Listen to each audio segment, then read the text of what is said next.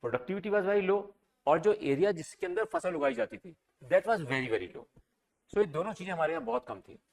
तो हम लोग बाहर से जब फूड इंपोर्ट कर रहे थे, तो अमेरिका ने हमको TL 480 में फूड दिया फ्री, और वो क्या दिया, रेड कलर का गेहूं। जब ये दिखा कि यार ये हमको तो एक्सप्लॉइट करने लग गया वर्ड इसके ऊपर, क्योंकि हमारे पास अनाज नहीं है, तब MS स्वामीनाथन जी आए, and then he perceive this thing कि और कंट्रीज में जा जाके उन्होंने देखा कि वहां पर क्यों हो रहा है इतना production, and then he found कि हमारे यहाँ यही 3 चीजों की कमी है। हमारे फर्टिलाइजर तो गोबर यूज करते थे केवल, गोबर इज वेरी गुड, लेकिन गोबर से productivity is very less. Sri Lanka में क्या हुआ, श्रीलंका के राष्ट्रपति जी ने अचानक से उनके दिमाग में आया कि मैं सबसे स्मार्ट हूँ, तो उन्होंने कहा यार अपने को तो ऑर्गेनिक फार्मिंग करनी चाहिए अपने कंट्री में। ही डिक्लेयर्ड कि हमारे देश में अब केवल ऑर्गेनिक फार्मिंग होगी।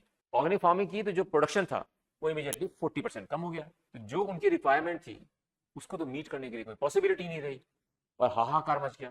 फिर क्या हुआ, फिर हमने अपने पानी के जहाजों में भर भर के वहां गेहूं पहुंचाया, जबकि उसी समय वो हमारा विरोध कर रहे थे। उन्होंने ईस्ट टर्मिनल जो था सबसे इंपॉर्टेंट पोर्ट का, वो उन्होंने चाइना को दे दिया था, लेकिन फिर भी हमने कहा चलो हम आपको गेहूं देते हैं। आपको ये भी पता बता देता हूँ यहाँ पर कि वर्ल्ड के अंदर जो सबसे ज्यादा गेहूं पैदा होता है कहाँ पे होता है, सबसे ज्यादा यूक्रेन में होता है। रशिया के अंदर पहले बहुत कम गेहूं होता था, Russia was net importer of गेहूं, बट रशिया के पास क्योंकि एरिया इतना ज्यादा अच्छा है, तो suddenly they found after research कि इस एरिया में जब बरसात नहीं हो रही है और इस एरिया में हो रही है, तो हम इसको इस तरह से मैनेज करें कि हमारी प्रोडक्टिविटी बहुत हाई हो जाए।